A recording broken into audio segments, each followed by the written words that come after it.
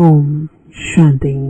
आज 17 जुलाई 2025 बाबा के महावाक्य है, मीठे बच्चे, ऊंच बनना है तो अपना पोता मेल रोज देखो।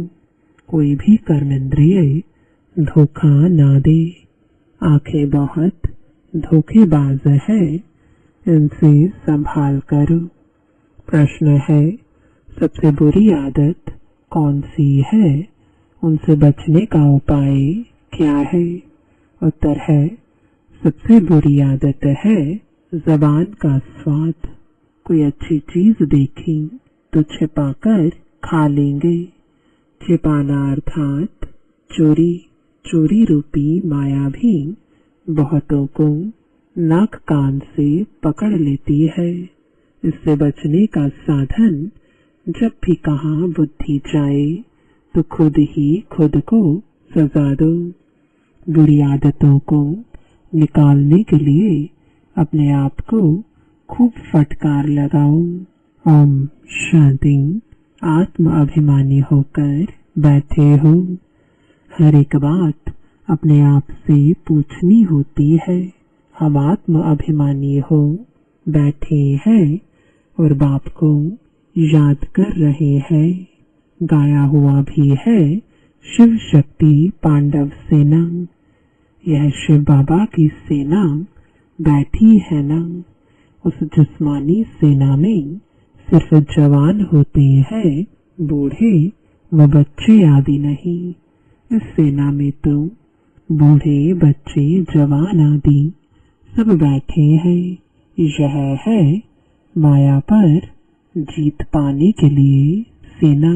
हर एक को माया पर जीत पाकर बाप से बेहद का वर्षा लेना है। बच्चे जानते हैं माया बड़ी प्रबल है। कर्मेंद्रियां ही सबसे जास्ती धोखा देती है। चार्ट में यह भी लिखो कि आज कौन सी कर्मेंद्रिय ने धोखा दिया। आज फलानी को देखा तो दिल हुई इनको हाथ लगाएं, यह करें। आंखें बहुत नुकसान करती है। हर एक कर्मेंद्रिय देखो कौन सी कर्मेंद्रिय बहुत नुकसान करती है। सूरदास का भी इस पर मिसाल देते हैं। अपनी जांच रखनी चाहिए। आंखें बहुत धोखा देने वाली है। अच्छे अच्छे बच्चों को भी माया धोखा दे देती है। भल सर्विस अच्छी करते हैं, परंतु आंखें धोखा देती है। इस पर बड़ी जांच रखनी होती है, क्योंकि दुश्मन है ना, हमारे पद को भ्रष्ट कर देती है। जो सेंसिबल बच्चे हैं उनको अच्छी रीति नोट करना चाहिए। डायरी पॉकेट में पड़ी रहे। जैसे भक्ति मार्ग में बुद्धि और तरफ भागती है तो अपने को चुटकी काटते हैं। तुमको भी सजा देनी चाहिए। बड़ी खबरदारी रखनी चाहिए। कर्मेंद्रियां धोखा तो नहीं देती। किनारा कर लेना चाहिए। खड़ा होकर देखना भी नहीं चाहिए। स्त्री पुरुष का ही बहुत हंगामा है। देखने से काम विकार की दृष्टि जाती है। इसलिए सन्यासी लोग आंखें बंद करके बैठते हैं। कोई कोई सन्यासी तो स्त्री को पीठ देकर बैठते हैं। उन सन्यासियों आदि को क्या मिलता है? करके 10-20 लाख करोड़ इकट्ठा करेंगे। मर गए तो खलास, फिर दूसरे जन्म में इकट्ठा करना पड़े। तुम बच्चों को तो जो कुछ मिलता है वह अविनाशी वर्षा हो जाता है। वहाँ धन की लालच होती ही नहीं। ऐसी कोई अप्राप्ति होती नहीं जिसके लिए माथा मारना पड़े। कलयुग अंत और सतयुग आदि में रात दिन का फर्क है। वहाँ तो अपार सुख होता है, यहाँ कुछ भी नहीं। बाबा हमेशा कहते हैं, संगम अक्षर के साथ पुरुषोत्तम अक्षर जरूर लिखो। साफ साफ अक्षर बोलने चाहिए, समझाने में सहज होता है। मनुष्य से देवता किए करत ना लागिवार, तो जरूर संगम पर ही आएगा ना देवता बनाने। नरकवासी को स्वर्गवासी बनाने। मनुष्य तो घोर अंधियारे में है, स्वर्ग क्या होता है पता ही नहीं, और धर्म वाले तो स्वर्ग को देख भी नहीं सकते। इसलिए बाबा कहते हैं तुम्हारा धर्म बहुत सुख देने वाला है।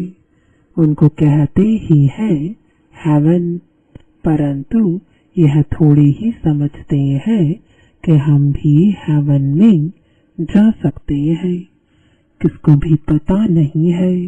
भारतवासी यह भूल गए हैं, हेवन को लाखों वर्ष कह देते हैं। क्रिश्चियन लोग खुद कहते हैं 3000 वर्ष पहले हेवन था। लक्ष्मी नारायण को कहते ही है गॉड गॉडेस। जरूर गॉड ही गॉड गॉडेस बनाएंगे, तो मेहनत करनी चाहिए। रोज अपना पोतामेल देखना चाहिए, कौन सी कर्मेंद्रिय ने धोखा दिया। जबान भी कोई कम नहीं, कोई अच्छी चीज देखें तो छिपाकर खा लेंगे। समझते थोड़ी ही है कि यह भी पाप है। चोरी हुई ना, सो भी शिव बाबा के यज्ञ से चोरी करना बहुत खराब है।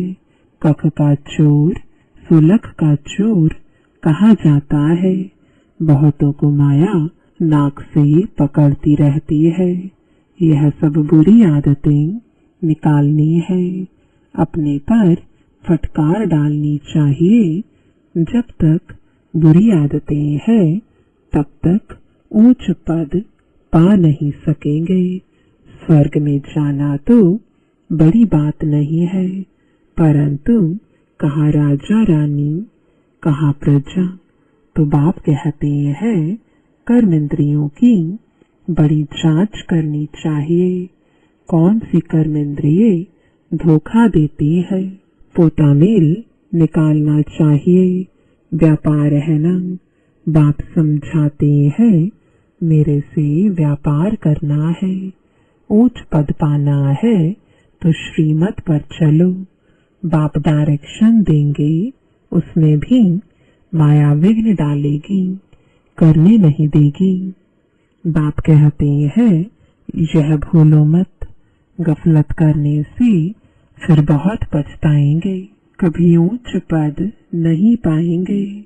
अभी तो खुशी से कहते हैं हम नर से नारायण बनेंगे, परंतु अपने से पूछते रहो कहाँ कर्मेंद्रियां धोखा तो नहीं देती हैं। अपनी उन्नति करनी है तो बाप जो डायरेक्शन देते हैं उसे अमल में लाओ। सारे दिन का पोता मेल देखो। भूले तो बहुत होती रहती है, आंखें बड़ा धोखा देती है। तरस पड़ेगा इनको खिलाऊं, सौगात दूं।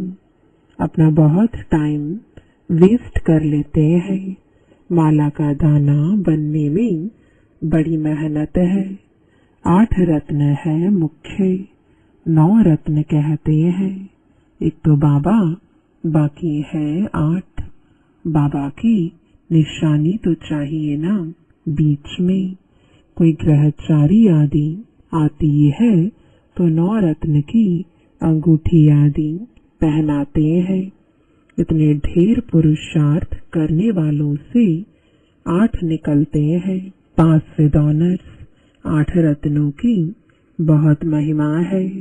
देह अभिमान में आने से कर्म इंद्रियां बहुत धोखा देती है। भक्ति में भी चिंता रहती है ना। सिर पर पाप बहुत है, दान पुण्य करें तो पाप मिट जाए। सतयुग में कोई चिंता की बात नहीं, क्योंकि वहाँ रावण राज्य ही नहीं, वहाँ भी ऐसी बातें हों तो फिर नर्क और स्वर्ग में कुछ फर्क ही ना रहे। तुमको इतना ऊंच पद पाने के लिए भगवान बैठ पढ़ाते हैं। बाबा याद नहीं पड़ता है। अच्छा पढ़ाने वाला टीचर तो याद पड़े।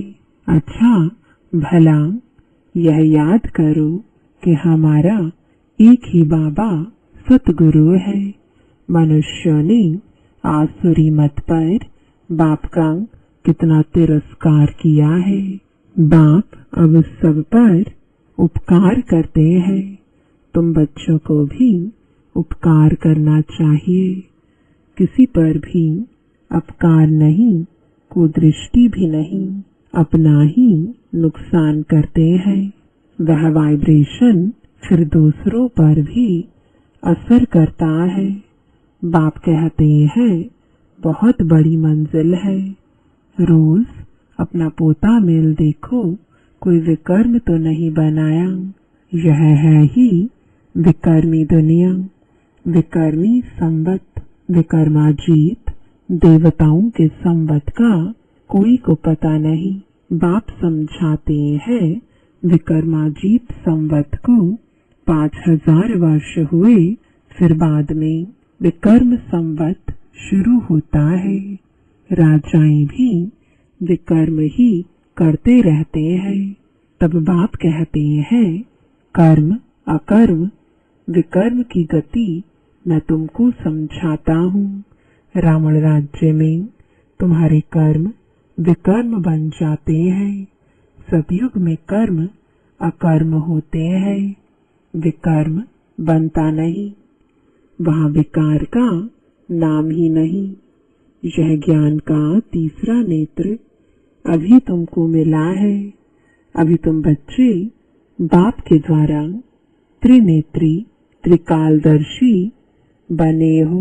मनुष्य कोई बना ना सके, तुमको बनाने वाला है बाप। पहले जब आस्तिक हो तब त्रिनेत्री त्रिकालदर्शी बने। सारा ड्रामा का राज बुद्धि में है। मूल वतन, सूक्ष्म वतन, 84 जन्मों का चक्र सब बुद्धि में है। फिर पीछे और धर्म आते हैं, वृद्धि को पाते रहते हैं। उन धर्म स्थापकों को गुरु नहीं कहेंगे। सर्व की सदगति करने वाला सतगुरु एक ही है। बाकी वह कोई सदगति करने थोड़े ही आते हैं। वह धर्म स्थापक है। क्राइस्ट को याद करने से सदगति थोड़ी ही होगी, विकर्म विनाश थोड़े ही होंगे, कुछ भी नहीं। उन सबको भक्ति की लाइन में कहा जाएगा। ज्ञान की लाइन में सिर्फ तुम हो। तुम पंडे हो। सबको शांति धाम सुख धाम का रास्ता बताते हो। बाप भी लिबरेटर गाइड है। उस बाप को याद करने से ही विकर्म विनाश होंगे। अभी तुम बच्चे अपने विकर्म विनाश करने का पुरुषार्थ कर रहे हो, तो तुम्हें ध्यान रखना है कि एक तरफ पुरुषार्थ, दूसरे तरफ विकर्म न होता रहे। पुरुषार्थ के साथ साथ विकर्म भी किया तो 100 गुना हो जाएगा। जितना हो सके उतना विकर्म ना करो, नहीं तो एडिशन भी होगी, नाम भी बदनाम करेंगे। जबकि जानते हो भगवान हमको पढ़ाते हैं, तो फिर कोई विकर्म नहीं करना चाहिए। छोटी चोरी या बड़ी चोरी पाप तो हो जाता है ना। यह आंखें बड़ा धोखा देती हैं। बाप बच्चों की चलन से समझ जाते हैं। कभी ख्याल में भी न आए कि यह हमारी स्त्री है। हम ब्रह्मा कुमार कुमारी हैं, शिव बाबा के पोत्रे हैं। हमने बाबा से प्रतिज्ञा की है, राखी बांधी है, फिर आंखें क्यों धोखा देते हैं? याद के बल से कोई भी कर्म इंद्रियों के धोखे से छूट सकते हो। बड़ी मेहनत चाहिए। बाप के डायरेक्शन पर अमल कर चार्ट लिखो। स्त्री पुरुष भी आपस में यही बातें करो। हम तो बाबा से पूरा वर्षा लेंगे, टीचर से पूरा पढ़ेंगे। ऐसा टीचर कभी मिल ना सके जो बेहद की नॉलेज दे। लक्ष्मी नारायण ही नहीं जानते तो उनके पिछाड़ी आने वाले कैसे जान सकते हैं? बाप कहते हैं यह सृष्टि के आदि मध्य अंत का ज्ञान सिर्फ तुम जानते हो संगम पर। बाबा बहुत समझाते हैं यह करो, ऐसे करो, फिर यहाँ से उठे तो खलास। यह नहीं समझते कि शिव बाबा हमको कहते हैं। हमेशा समझो शिव बाबा कहते हैं इनका फोटो भी नहीं रखो। यह रथ तो लोन लिया है। यह भी पुरुषार्थी है। यह भी कहते हैं मैं बाबा से वर्षा ले रहा हूँ। तुम्हारे सदृश यह भी स्टूडेंट लाइफ में है। आगे चल तुम्हारी महिमा होगी। अभी तो तुम पूज्य देवता बनने के लिए पढ़ते हो, फिर सतयुग में तुम देवता बनेंगे। यह सब बातें सिवाय बाप के कोई समझा ना सके। तकदीर में नहीं है तो संशय उठता है शिव बाबा कैसे आकर पढ़ाएंगे? मैं नहीं मानता। मानते नहीं तो फिर शिव बाबा को याद भी कैसे करेंगे? विकर्म विनाश हो नहीं सकेंगे। यह सारी नंबरवार राजधानी स्थापन हो रही है। दास दासियां भी तो चाहिए ना। राजाओं को दासियां भी दहेज में मिलती हैं। यहाँ ही इतनी दासियां रखते हैं तो सतयुग में कितनी होंगी? ऐसा थोड़े ही ढीला पुरुषार्थ करना चाहिए जो दास दासी जाकर बने। बाबा से पूछ सकते हो बाबा अभी मर जाए तो क्या पद मिलेगा? बाबा झट बता देंगे अपना पोता मेल आपे ही देखो। अंत में नंबरवार कर्मातीत अवस्था हो जानी है। यह है सच्ची कमाई। उस कमाई में रात दिन कितना बिजी रहते हैं। सट्टे वाले जो होते हैं वह एक हाथ से खाना खाते हैं, दूसरे हाथ से फोन पर कारोबार चलाते रहते हैं। अब बताओ ऐसे आदमी ज्ञान में चल सकेंगे? कहते हैं हमको फुर्सत कहाँ। अरे सच्ची राजाई मिलती है। बाप को सिर्फ याद करो तो विकर्म विनाश होंगे। अष्ट देवता आदि को भी याद करते हैं ना। उनकी याद से तो कुछ भी मिलता नहीं। बाबा बार बार हर एक बात पर समझाते रहते हैं। जो फिर ऐसे कोई ना कहे कि फलानी बात पर तो समझाया नहीं। तुम बच्चों को पैगाम भी सबको देना है। एरोप्लेन से भी पर्चे गिराने लिए कोशिश करनी चाहिए। उसमें लिखो शिव बाबा ऐसे कहते हैं। ब्रह्मा भी शिव बाबा का बच्चा है। प्रजापिता है तो वह भी बाप, यह भी बाप। शिव बाबा कहने से भी बहुत बच्चों को प्रेम के आंसू आ जाते हैं। कभी देखा भी नहीं है। लिखते हैं बाबा कब आकर आपसे मिलेंगे? बाबा बंधन से छुड़ाओ। बहुतों को बाबा का फिर प्रिंस का भी साक्षात्कार होता है। आगे चल बहुतों को साक्षात्कार होंगे, फिर भी पुरुषार्थ तो करना पड़े। मनुष्य को मरने समय भी कहते हैं भगवान को याद करो। तुम भी देखेंगे पिछाड़ी में खूब पुरुषार्थ करेंगे, याद करने लगेंगे। बाप राय देते हैं बच्चे जो समय मिले उसमें पुरुषार्थ कर मेकअप कर लो। बाप की याद में रहे विकर्म विनाश करो तो पीछे आते भी आगे जा सकते हो। जैसे ट्रेन लेट होती है तो मेकअप कर लेते हैं ना, तुमको भी यहाँ समय मिलता है तो मेकअप कर लो, यहाँ आकर कमाई करने लग जाओ। बाबा राय भी देते हैं ऐसे ऐसे करो, अपना कल्याण करो। बाप की श्रीमत पर चलो, एरोप्लेन से पर्चे गिराओ।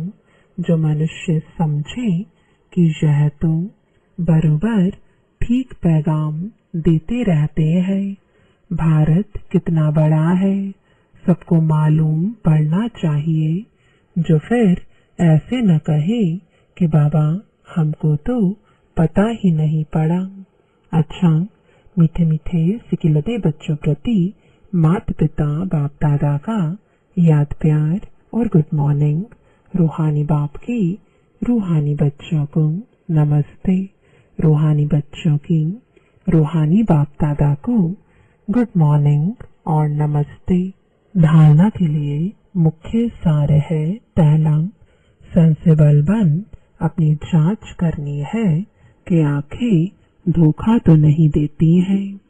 कोई भी कर्म इंद्रिय के वश हो उल्टा कर्म नहीं करना है। याद के बल से कर्मेंद्रियों के धोखे से छूटना है।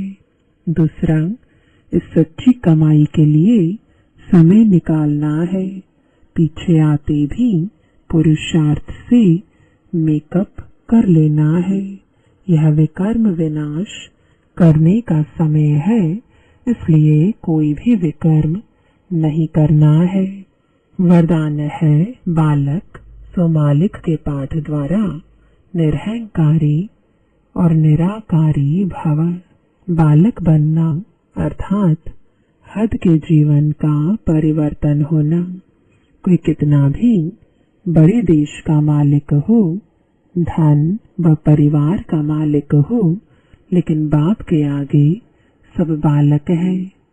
तुम ब्राह्मण बच्चे भी बालक बनते हो तो बेफिक्र बादशाह और भविष्य में विश्व के मालिक बनते हो। बालक सो मालिक हूँ यह स्मृति सदा निरहंकारी निराकारी स्थिति का अनुभव कराती है। बालक अर्थात बच्चा बनना माना माया से बच जाना। स्लोगन है प्रसन्नता ही ब्राह्मण जीवन की पर्सनालिटी है, तो सदा प्रसन्न चित रहो। आज का अव्यक्त इशारा, संकल्पों की शक्ति जमा कर श्रेष्ठ सेवा के निमित्त बनो। जो कार्य आज के अनेक पदमपति नहीं कर सकते हैं, वह आपका एक संकल्प आत्मा को पद्मा पदमपति बना सकता है। इसलिए श्रेष्ठ संकल्प की शक्ति जमा करो। श्रेष्ठ संकल्प की शक्ति को ऐसा स्वच्छ बनाओ जो जरा भी व्यर्थ की अस्वच्छता भी ना हो। तब यह शक्ति कमाल के कार्य करेगी। ओम शांति।